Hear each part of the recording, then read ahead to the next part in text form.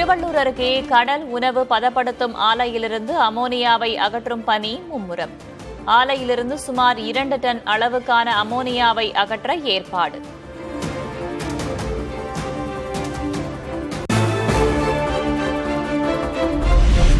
Ammonia அகற்றப்படும் ஆலையிலிருந்து 500 metre சுற்றளவை கட்டுப்பாட்டுக்குள் கொண்டு வந்தது காவல்துறை. பொதுமக்கள் வெளியேற்றம், போக்குவரத்துக்கு தடை.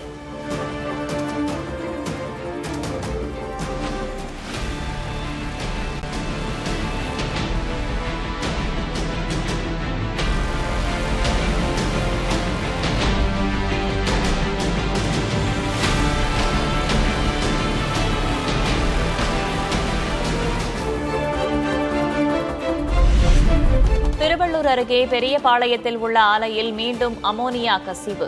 உடனடியாக கசிவு கட்டுப்படுத்தப்பட்டதாக மாவட்ட ஆட்சியர் கவிதா விளக்கம்.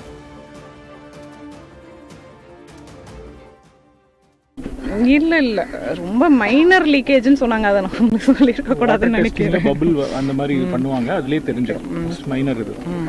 உடனே அரெஸ்ட் பண்ணுவாங்க. டிராஃபிக் இன்னைக்கு ஃபுல்லாகவே க்ளோஸ் பண்ணி தான் வைக்கிறோங்க. இன்னைக்கு ஈவினிங் 5 o'clock வரைக்குமே முடிகிற வரைக்குமே க்ளோஸ் பண்ணுறோம். நாளைக்கு மார்னிங் வந்து இந்த இதோடைய ப்ரொசீஜரோடைய இன்டென்சிட்டியை பொறுத்து ஓப்பன் பண்ணுறத பற்றி நைட்டு முடிவெடுப்போம். அது சொல்லிடுவோம் உங்களுக்கு தகவல்.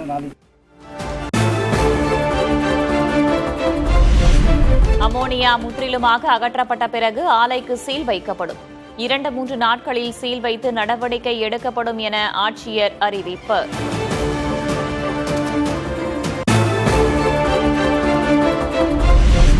வாணியம்பாடி அருகே விவசாய கிணற்றில் நுரை பொங்கி வெளியேறும் தண்ணீர். விவசாயிகள் அளித்த புகாரை அடுத்து மாவட்ட சுற்றுச்சூழல் பொறியாளர் குழுவினர் ஆய்வு.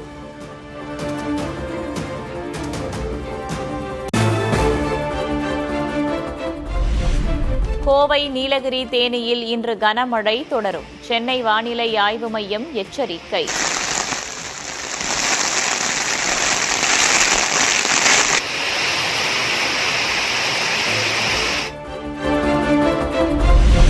தமிழகத்தில் இன்று பரவலாக மழை பெய்யும் என கணிப்பு. கன்னியாகுமரி, தென்காசி, நெல்லை மாவட்டங்களில் மழை பெய்யும்.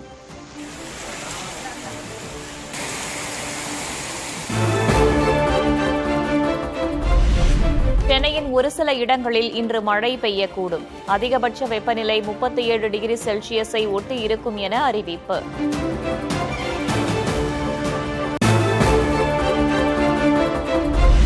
கோவை மற்றும் அதன் சுற்றுவட்டார பகுதிகளில் விடிய விடிய பரவலாக பெய்த மழை.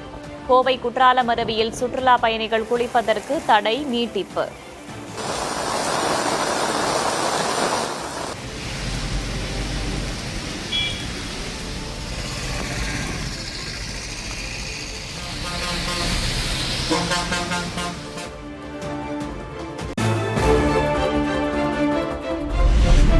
நெல்லை மாவட்டத்தில் மேற்கு தொடர்ச்சி மலைப்பகுதியில் பனிமூட்டத்துடன் கொட்டும் சாரல் மழை. ஊத்து, காக்காச்சி, மாஞ்சோலை, நாலுமுக்கு பகுதிகளில் குளிர்ச்சியான சூழல்.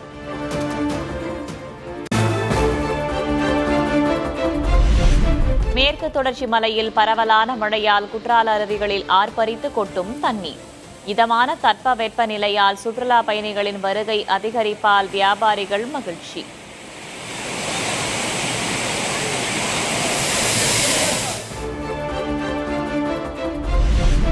வங்கக்கடலில் நிலவிய காற்றழுத்த தாழ்வு பகுதி ஆழ்ந்த காற்றழுத்த தாழ்வு பகுதியாக வலுப்பெற்றது. அடுத்த 3 நாட்களில் வடக்கு ஒடிஷா, வடக்கு சத்தீஸ்கர் வழியாக மேற்கு வடமேற்கு திசையில் நகரும் என கணிப்பு.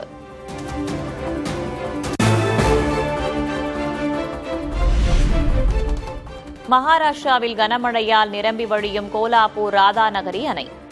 போகாவதி ஆற்றில் வெள்ளப்பெருக்கால் சாலைகள் சேதம்.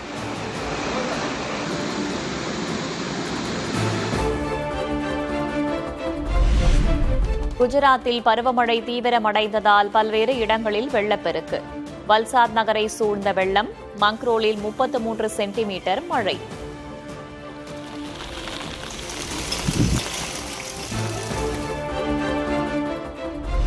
குஜராத்தின் ஜூனாகத் பகுதியில் சாலையில் ஆறு போல ஓடிய வெள்ளநீர். வெள்ளத்தில் சிக்கி தவித்த வேனில் இருந்தவர்கள் கயிறு கட்டி பத்திரமாக மீட்பு.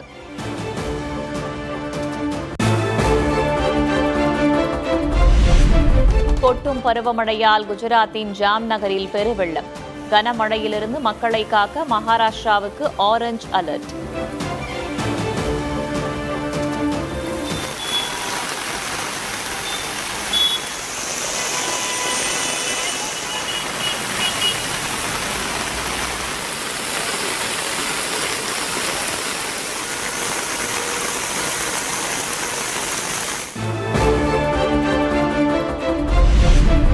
மத்திய பிரதேசம், ராஜஸ்தான் மற்றும் ஹரியானா உள்ளிட்ட மாநிலங்களில் தீவிரமடையும் மழை. குஜராத்தின் வாகையில் உள்ள புகழ்பெற்ற கீரா நீர்வீழ்ச்சியில் வெள்ளப்பெருக்கு.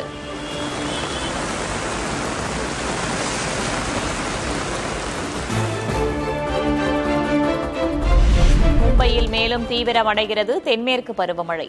ரெட் அலர்ட் எச்சரிக்கை விடுக்கப்பட்ட நிலையில் அதி கனமழை பெய்யக்கூடும் என வானிலை ஆய்வு மையம் எச்சரிக்கை.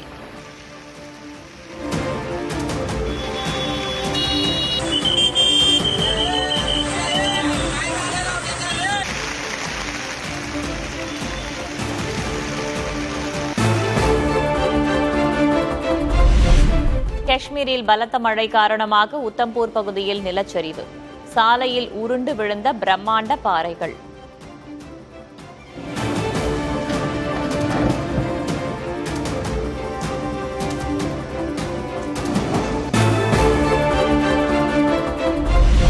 தமிழ்நாடு பொறுப்பு ஆளுநர் அர்லேக்கருடன் தமிழ்நாடு பாஜக நிர்வாகிகள் சந்திப்பு. பெண் குழந்தைகளிடம் அமைச்சர் விஸ்வநாதன் நடந்து கொண்ட விதம் குறித்து புகார் அளித்ததாக நைனா நாகேந்திரன் பேட்டி.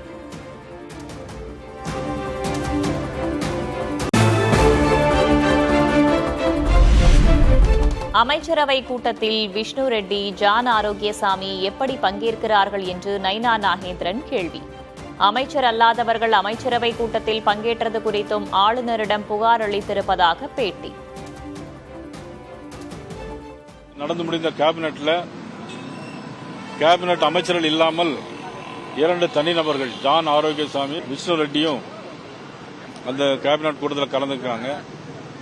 இது குறித்து நடவடிக்கை எடுக்க வேண்டும் என்று ஆளுநர்களுடன் நாங்கள் மனு கொடுத்திருக்கிறோம்.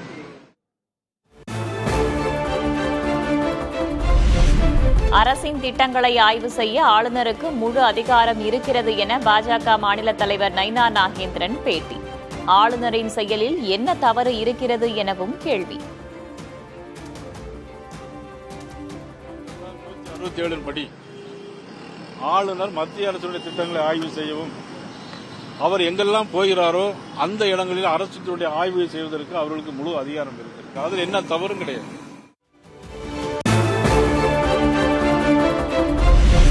தமிழக அரசின் நீர்வளத்துறையில் 5 தலைமை பொறியாளர்கள், 9 செயற்பொறியாளர்கள் பணியிட மாற்றம். மாநில அணை பாதுகாப்பு நிறுவனத்தின் தலைமை பொறியாளராக எஸ். ரமேஷ் நியமனம்.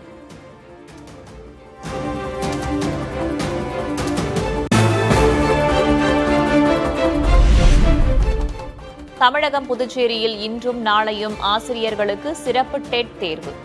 முதல் தாள் தேர்வை எழுதும் 61,386 பேர்.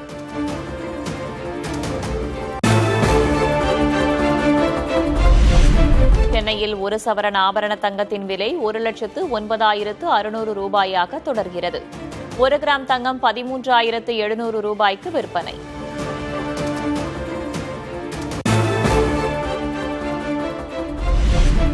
சென்னையில் 1 கிலோ வெள்ளி 2,60,000 ரூபாய்க்கு விற்பனை. 1 கிராம் 260 ரூபாய்க்கு விற்கப்படுகிறது.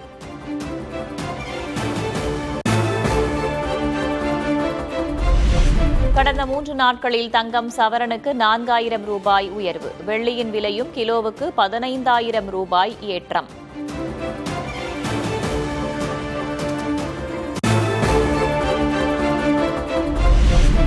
விவசாயிகள் மாம்பழங்களுக்கு 7 முறை பூச்சி மருந்து தெளித்ததால் வெளிநாட்டு ஏற்றுமதி பாதிப்பு. அதிக மகசூலை எதிர்பார்த்து தேவைக்கு அதிகமாக பூச்சி மருந்து தெளிக்கப்பட்டதை கண்டறிந்த தோட்டக்கலைத்துறை.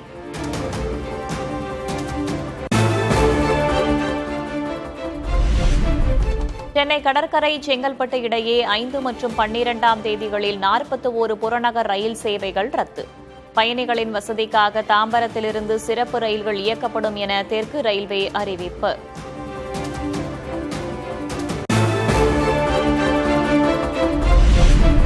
ஆவடி ரயில் நிலையத்தில் விரைவு ரயில்களில் ஏறுவதற்கு பெரும் சிரமத்திற்குள்ளாகும் பயணிகள். நடைமேடையில் ரயில் பெட்டியை குறிப்பிடும் டிஜிட்டல் பலகைகளை நிறுவ கோரிக்கை.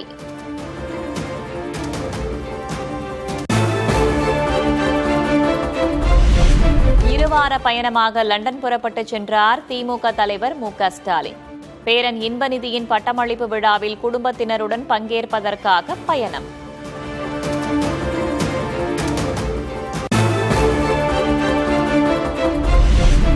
நம்மை போல வென்றவரும் இல்லை, தோல்வியை கண்டவரும் இல்லை.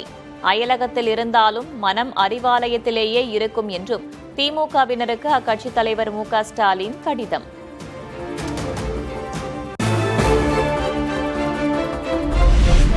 இரண்டாவது நாளாக மாவட்ட நிர்வாகிகளுடன் ஆலோசனை நடத்தும் அதிமுக பொதுச் செயலர் எடப்பாடி கே. பழனிசாமி. திருவண்ணாமலை மாவட்ட நிர்வாகிகள் ஆலோசனையில் பங்கேற்பு.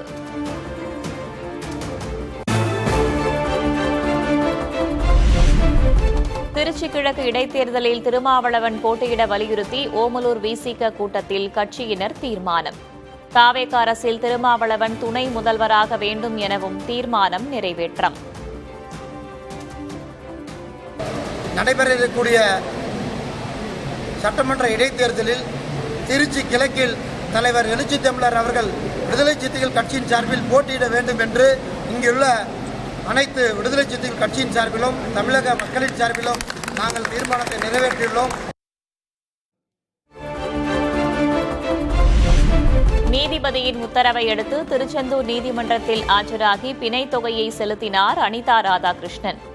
திமுகவை மிரட்டி அழித்து விடலாம் என கனவு காண்கிறார்கள், அது ஒரு காலத்திலும் நடக்காது என பேட்டி. இது திராவிட முன்னேற்ற கழகத்தை எந்த வகையிலாவது வீழ்த்தி விடலாம் என்று கனவு காண்கின்ற வகையிலே இன்றைக்கு காவல்துறையை வைத்து மிரட்டி விடலாம், அழித்து விடலாம் என்று கனவு காண்கின்றார். அந்த கனவு பலிக்காது. அவதூறு வழக்கில் அனிதா ராதாகிருஷ்ணன் அவசரமாக கைது செய்யப்பட்டது ஏன் என்று திமுகவின் பரந்தாமன் கேள்வி. பாஜக ஆளும் மாநிலம் போல காவல்துறையை வைத்து நிர்பந்தம் செய்கின்றனர் எனவும் குற்றச்சாட்டு. 6 மணி நேரம் 5 மணி நேரம் இந்த இன்ட்ராகேஷன் இதுக்கு தான் தேவைப்பட்டதா? அப்போ விஜய் அரசு எதை நோக்கி போகிறதுனா, பாஜக ஆளுகிற மாநிலங்களில் பாஜக கட்சி ஆட்சியில ஈடியை விட்டு மிரட்டி என்ன கட்சியில சேர்க்க சொன்னாங்கன்றதெல்லாம் பத்திரிகைகள்ல வந்திருக்குது, ஊடகங்கள்ல வந்திருக்கு. அதே மெத்தட தான் இன்னைக்கு தாவேக அரசும் இன்னைக்கு கையில் எடுத்திருக்கிறது. முதல்வர் குறித்து அனிதா ராதாகிருஷ்ணன் தரம் தாழ்ந்த முறையில் பேசியது கண்டனத்திற்குரியது என சிபிஐ அறிக்கை. எம்எல்ஏவை காவல்துறையினர் பலவந்தமாக கைது செய்யும் அளவுக்கான தீவிர நடவடிக்கையை தவிர்த்திருக்க வேண்டும் எனவும் கருத்து.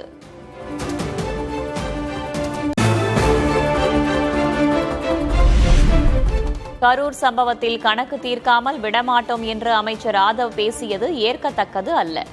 அரசியல் தளத்தில் நாகரீகத்தை பேணி பாதுகாப்பது அவசியம் என இந்திய கம்யூனிஸ்ட் மாநில செயலர் வீரபாண்டியன் வலியுறுத்தல்.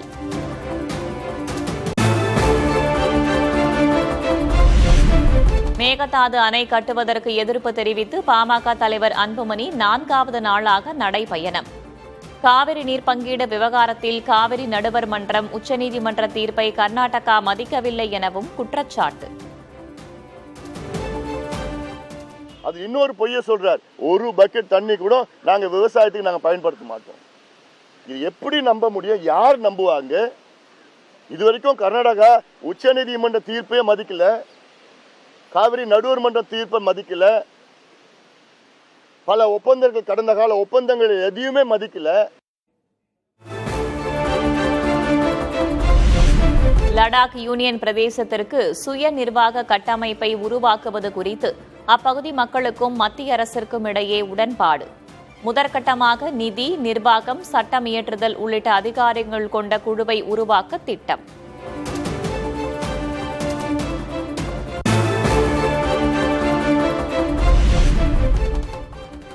ராஜஸ்தானின் ஜோத்பூர் விமான நிலையத்தில் புதிய முனையத்தை திறந்து வைத்தார் பிரதமர் மோடி.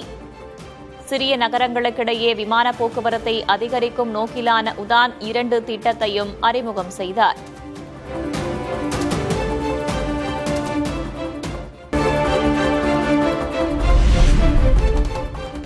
2036க்குள் இந்திய நுகர்வில் 93% பங்களிப்பு நடுத்தர வர்க்கத்தினர் மூலம் வரும் என்று மத்திய நிதியமைச்சர் நிர்மலா சீதாராமன் தகவல். 10 ஆண்டுகளில் நடுத்தர மக்கள் தொகையில் சீனாவை இந்தியா மிஞ்சும் எனவும் பேச்சு.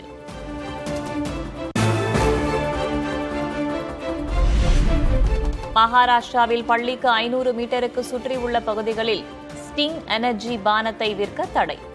காஃபின் மற்றும் சர்க்கரையின் அளவு அதிகமாக இருப்பதால் நடவடிக்கை என மாநில அரசு விளக்கம்.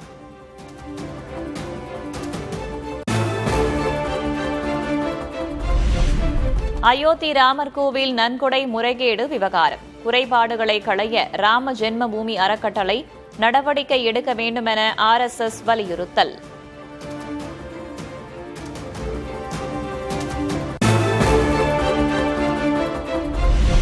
திருப்பதி ஏழுமலையான் கோவிலில் தொடர்ந்து 3வது மாதமாக லட்டு பிரசாத விற்பனை அதிகரிப்பு.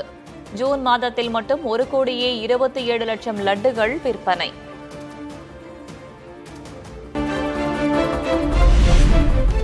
வங்கக்கடலில் நிலவிய காற்றழுத்த தாழ்வு பகுதி ஆழ்ந்த காற்றழுத்த தாழ்வு பகுதியாக வலுப்பெற்றது.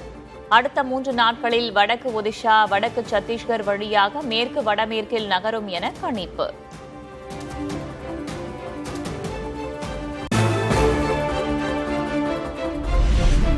திருவள்ளூர் அருகே பெரியபாளையத்தில் உள்ள ஆலையில் மீண்டும் அமோனியா கசிவு. உடனடியாக கசிவு கட்டுப்படுத்தப்பட்டதாக மாவட்ட ஆட்சியர் கவிதா விளக்கம். இல்ல ரொம்ப மைனர் லீக்கேஜ்னு சொன்னாங்க. அதை நான் சொல்லியிருக்க கூடாதுன்னு நினைக்கிறேன். பபிள் அந்த மாதிரி பண்ணுவாங்க, அதுலயே தெரிஞ்சிடும் மைனர் இது. உடனே அரெஸ்ட் பண்ணுவாங்க. டிராஃபிக் இன்னைக்கு ஃபுல்லாகவே க்ளோஸ் பண்ணி தான் வைக்கிறோங்க. இன்றைக்கி ஈவினிங் 5 o'clock வரைக்குமே முடிகிற வரைக்குமே க்ளோஸ் பண்ணுறோம். நாளைக்கு மார்னிங் வந்து இந்த இதோடைய ப்ரொசீஜரோடைய இன்டென்சிட்டியை பொறுத்து ஓப்பன் பண்ணுறத பற்றி நைட்டு முடிவெடுப்போம். அது சொல்லிடுவோம் உங்களுக்கு தகவல். சென்னை கடற்கரை செங்கல்பட்டு இடையே 5 மற்றும் 12ஆம் தேதிகளில் 41 புறநகர் ரயில் சேவைகள் ரத்து. பயணிகளின் வசதிக்காக தாம்பரத்திலிருந்து சிறப்பு ரயில்கள் இயக்கப்படும் என தெற்கு ரயில்வே அறிவிப்பு.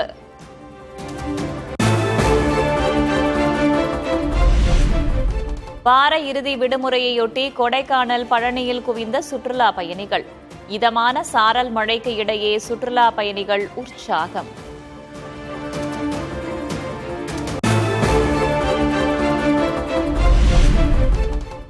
மேற்கு தொடர்ச்சி மலையில் பரவலாக பெய்த மழையால் குற்றால அருவிகளில் ஆர்ப்பரித்து கொட்டும் தண்ணீர்.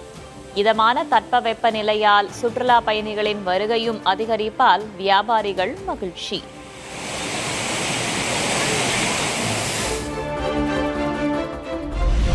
தமிழக அரசின் நீர்வளத்துறையில் 5 தலைமை பொறியாளர்கள், 9 செயற்பொறியாளர்கள் பணியிட மாற்றம். மாநில அணை பாதுகாப்பு நிறுவனத்தின் தலைமை பொறியாளராக S. ரமேஷ் நியமனம்.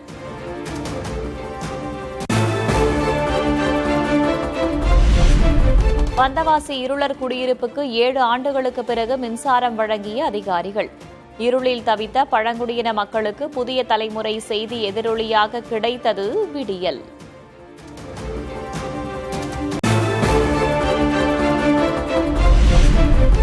திருச்சியில் 594 டன் எடையில் பிரம்மாண்ட வில் வடிவ இரும்பு பாலம் தயார் நிலை. ஜூலை இறுதிக்குள் தூண்களில் நிலைநிறுத்த திட்டம். பணிகளை விரைந்து முடிக்க மக்கள் கோரிக்கை.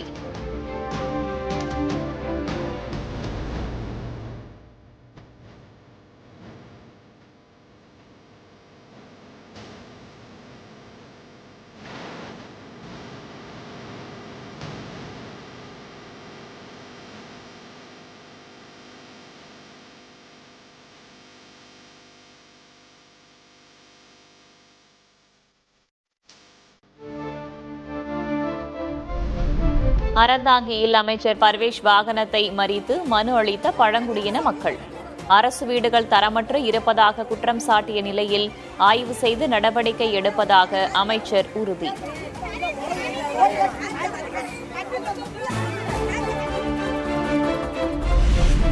வாணியம்பாடி அருகே விவசாய கிணற்றில் நுரை பொங்கி வெளியேறும் தண்ணீர். விவசாயிகள் அளித்த புகாரை அடுத்து மாவட்ட சுற்றுச்சூழல் பொறியாளர் குழுவினர் ஆய்வு.